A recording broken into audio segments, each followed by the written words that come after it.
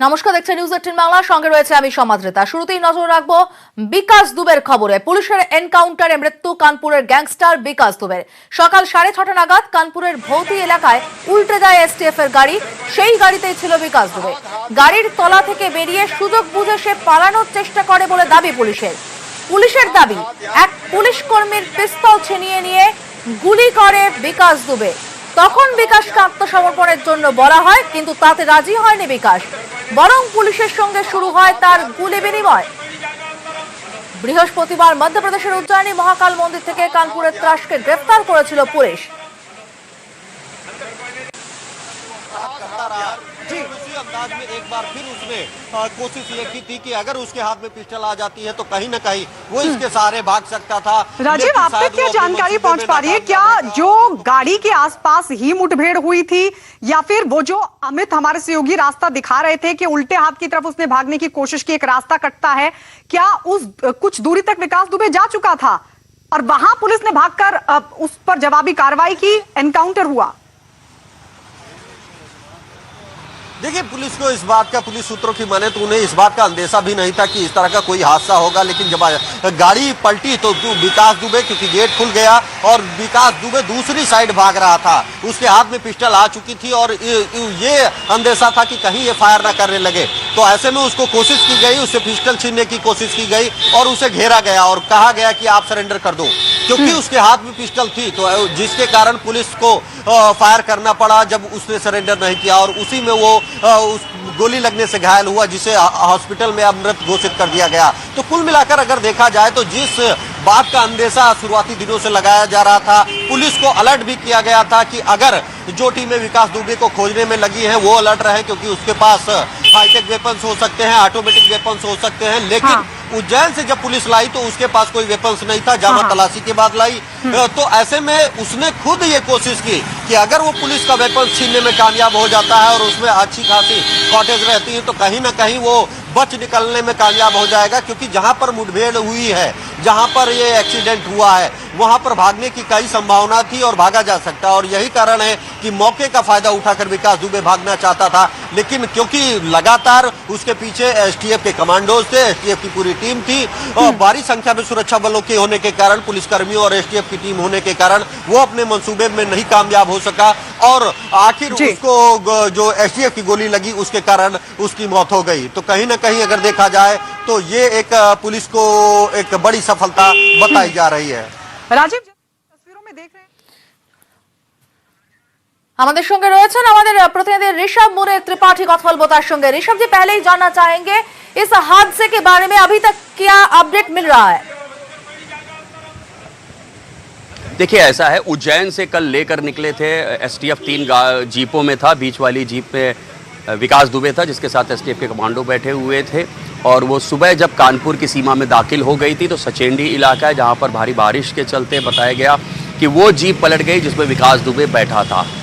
जिसके बाद विकास दुबे को जो कमांडो पकड़े हुए था वो घायल हुआ है। घायल कमांडो की फिर पिस्टल लेकर विकास दुबे भागा है और साथ में जो एसटीएफ की 2 जीप और थी उन लोगों ने विकास को घेर लिया है और सरेंडर के लिए बोला है। विकास ने जवाब में फायरिंग शुरू कर दी और एसटीएफ की ओर से जो जवाबी कार्रवाई की गई है उसमें कई गोलियां लगी विकास को और हेमरेज हुआ है, हैवी ब्लड लॉस हुआ है। जिसके बाद डॉक्टर्स ने उसको डेड डिक्लेयर कर दिया है। फिलहाल विकास दुबे की मौत हो चुकी है इस एनकाउंटर में।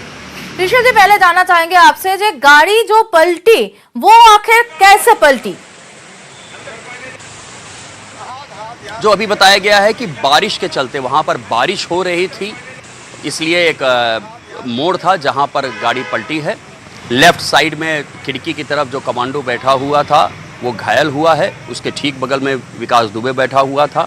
घायल कमांडो की पिस्टल लेके ये भागा है और एसटीएफ ने इसको घेर लिया है, जो साथ में और एसटीएफ की टीम थी, जिसने फायरिंग शुरू कर दी है विकास ने। जिसके बाद जो फायरिंग की गई है एसटीएफ की ओर से उसमें इसकी मौत हुई है।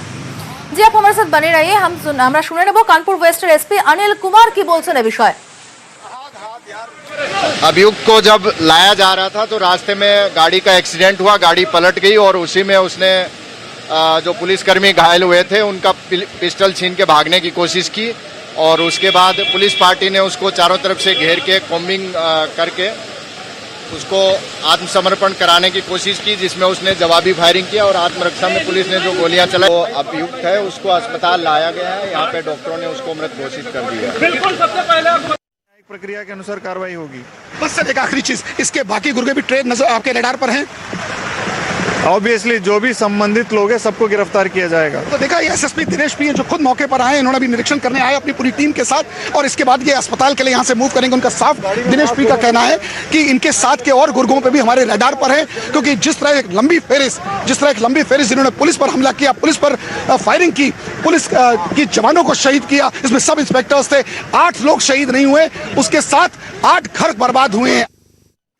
আমরা আবারও কথা বলবো আমাদের প্রতিনিধि ऋषभ मुनि त्रिपाठी রয়েছেন সরাসরি। ऋषभ जी जानना चाहेंगे जो मुठभेड़ की बात किया जा रहा है कि विकास दुबे भागने की कोशिश की, उसके बाद मुठभेड़ हुआ उसका पुलिस कर्मियों से, वो मुठभेड़ कहां पे हुआ था? क्या गाड़ी के इर्द गिर्द हुआ था या विकास दुबे कुछ दूर तक भागने में सक्षम रहे? हाँ, गाड़ी से कुछ दूरी पे हुआ है, जहां पर इसकी गाड़ी पलटी थी वहां पर एक सिपाही जो इसको पकड़े हुआ था घायल हुआ है, उसकी पिस्टल लेके कुछ दूर तक विकास दुबे निकल गया था। लेकिन साथ में एसटीएफ की 2 जीप और थी, जिसमें एसटीएफ के कमांडो और ऑफिसर्स थे। उन लोगों ने इसको घेर लिया है और बताया जाता है कि फिर इसने जब सरेंडर के लिए कहा गया तो विकास दुबे ने फायरिंग शुरू कर दी एसटीएफ की टीम के ऊपर, और एसटीएफ ने जब फायरिंग की है तो उसमें इसकी मौत हो गई है। समझता और एक बात जानना चाहेंगे ऋषभ जी, ये दावा किया जा रहा है या फिर आप कह सकते हैं कि ये एक्यूज किया जा रहा है कि जो मीडिया के कार थी उसको जाने नहीं दिया गया इस कन्वॉय के साथ, क्या इस दावे के बारे में कुछ पता चल रहा है? देखिए, जो जानकारी हमें एसटीएफ के सोर्सेज दे रहे हैं वो ये कि चूंकि इसके हाथ में वेपन था और एसटीएफ ने इसको घेर रखा था, तो सिर्फ वो फायरिंग ना कर दे, उस फायरिंग में कहीं किसी पब्लिक की या किसी मीडिया पर्सन को कोई इंजरी ना हो जाए, इसलिए उनको रोका गया था कि जितने भी पब्लिक के लोग हैं उनको तुरंत भगाया जाए, वहाँ से दूर किया जाए, या मीडिया के जो लोग हैं उनको भी रोका जाए, वहाँ तक ना जा पाएँ, क्योंकि क्रॉस फायरिंग जैसी वहाँ पर एक कंडीशन बन रही थी। इसलिए जो मुझे सोर्सेज बता रहे हैं, इसलिए मीडिया को और कुछ पब्लिक के लोग थे जिनको रोका गया था। जी, आप हमारे साथ बने रहिए, আমরা শুনে নেব একবার প্রত্যক্ষদর্শীরা কি বলছেন এই ঘটনা সম্পর্কে। हम लोगों ने खाली गोलियों की आवाज सुनी थी और जब हम लोग देखने आ रहे थे तो पुलिस वालों ने हम लोगों को भगा दिया था। किधर से आ रहे थे आप? हम लोग उधर सचेंडी से घर जा रहे थे। पूरी बात फिर से बता दीजिए, कहाँ से आ रहे थे? हम लोग कंपनी से आ रहे थे तो हम घर जा रहे थे। क्या रास्ते में देखा आपने? अब हमने यहाँ पे देखा काफी फोर्स खड़ी थी। हाँ। हम लोगों को भगाया जा रहा था, फिर हम लोग जब आगे पहुँच गए तो गोलियों की आवाज सुनी थी। गोलियों की आवाज जी। सुनी थी। अच्छा, लगभग कितनी आवाज सुनी थी? वो सर हम लोगों ने नोटिस नहीं की है। क्या नाम? कितने लोग घायल है? कितने लोग घायल? 3-4 लोग घायल हैं इसमें। कैसे पलटी है गाड़ी? एम्बुलेंस आई है? एम्बुलेंस आई है? उसी का इंतजार हम लोग कर रहे हैं, वो आ रही है आपको करके। अच्छा, घायल लोग कहाँ हैं? घायल कहाँ हैं? सब हॉस्पिटल गए, अपनी गाड़ी से लेके भेजे, अपनी गाड़ी से लेके भेजे। আবারও কথা বলবো প্রতিনিধि ऋषभ मुनि त्रिपाठी संगे। ऋषभ जी, जानना चाहेंगे इस एनकाउंटर के बारे में बहुत सारी सवालें खड़ी हो रही है, इस बारे में क्या कहना है पुलिस का? देखिए, जाहिर सी बात है कि कुछ सवाल जरूर खड़े होंगे। जिस तरह से 8 पुलिसकर्मियों की हत्या करके विकास दुबे फरार हो गया था और 7 दिन बाद फिर वो दूसरे स्टेट मध्य प्रदेश में कल उज्जैन महाकाल मंदिर के पास प्रकट होता है और नाटकीय ढंग से उज्जैन पुलिस उसको पहले पकड़ती है, फिर यूपी एसटीएफ को सौंप देती है। तो उत्तर प्रदेश पुलिस के ऊपर भी लगातार दबाव बना हुआ था। यह एक हाई प्रोफाइल मामला था जिसमें सरकार की भी फसीहत हो रही थी और कोशिश यही की गई थी कि इसको न्यायिक प्रक्रिया के तहत सज़ा दिलाई जाए, इसको जुडिशियल जो प्रोसेस है उसकी तरह सज़ा दिलाई जाए। लेकिन आज ये हादसा हो जाता है कि जिस जीप में इसको ला रहे थे वो जीप पलटती है और फिर उसके बाद क्या हुआ सबको मालूम है। फायरिंग की गई और इसने फायरिंग का जवाब दिया। अब जाहिर सी बात है कि जब इस तरह की थ्योरी बनाती है पुलिस या एसटीएफ कोई भी टास्क फोर्स, तो उसके ऊपर सवाल ज़रूर उठते हैं, क्योंकि आमतौर पर पुलिस के एनकाउंटर्स में यही कहानी होती है। कल सुबह भी विकास दुबे का एक साथी एनकाउंटर में मारा गया था, उसके बारे में भी यही बताया गया कि गाड़ी पंचर हो गई थी और वो पिस्टल लेके भागा उसके बाद, और एसटीएफ की ओर से फायरिंग की गई जिसमें प्रभात मिश्रा जिसकी कल मौत हुई थी और आज ये विकास दुबे। तो मोरारस का कहानी वही है, तरीका वही है। जैसे नाटकीय ढंग से उसने उज्जैन में अपनी गिरफ्तारी दी थी, सरेंडर किया था या गिरफ्तार हुआ था, और आज ऐसे ही एक नाटकीय ढंग से एनकाउंटर में विकास दुबे की मौत भी हो रही है। सवाल तो ज़रूर उठेंगे। जी, पुलिस का क्या कहना है इस सवालों के बारे में? देखिए, पुलिस की ओर से भी सवालों के ऊपर कोई जवाब नहीं आया। पुलिस की ओर से ऑफिशियल वर्जन यही है कि गाड़ी पलटी थी और उसके बाद घायल सिपाही की पिस्टल लेके ये भागा है और एसटीएफ ने घेरा है।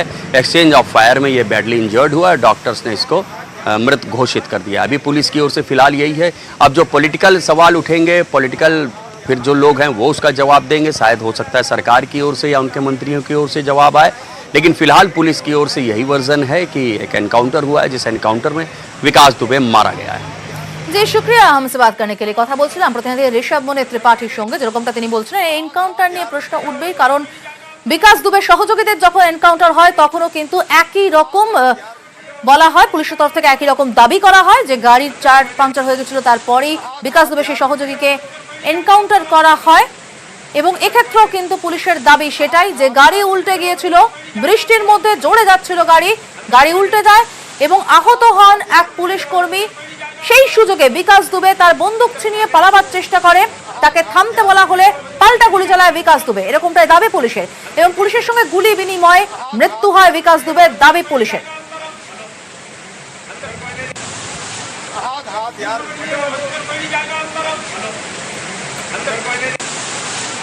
हाथ यार